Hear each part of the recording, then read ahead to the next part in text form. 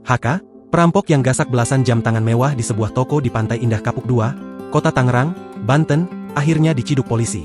Dalam video yang diterima Kompas.com, Kamis, 13 Juni 2024, HK ditangkap oleh penyidik dari Subdit Jatanras Direktorat Reserse Kriminal Umum Polda Metro Jaya di sebuah hotel di Cipanas, Cianjur, Jawa Barat.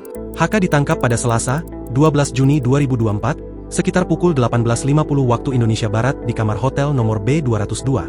Mulanya, seorang penyidik yang mengenakan jaket menyamar sebagai resepsionis hotel.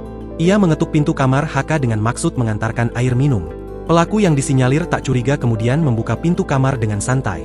Ketika pintu dibuka, HK sontak kaget melihat ada seorang penyidik yang merangsek masuk dan memintanya untuk tiarap. "Tiarap kamu, cepat tiarap," kata seorang penyidik berbaju hitam. Penyidik Subdit Jatanras lainnya kemudian menanyakan identitas pelaku, apakah betul pelaku bernama Hendra. "Kamu yang namanya Hendra kan?"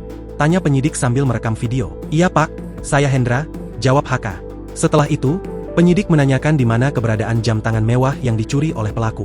HK bilang, beberapa jam tangan ada di dalam tas yang ditaruh di dalam lemari. Penyidik lalu membuka satu persatu tas yang ada di dalam lemari. Setelah mencari secara seksama, penyidik menemukan belasan jam tangan mewah di dalam sebuah tote bag berwarna abu-abu. Total ada 12 dari 18 buah jam tangan mewah yang ditemukan penyidik. "Kami temukan 12 jam tangan, sisanya nanti dicari," ucap salah seorang penyidik di dalam video.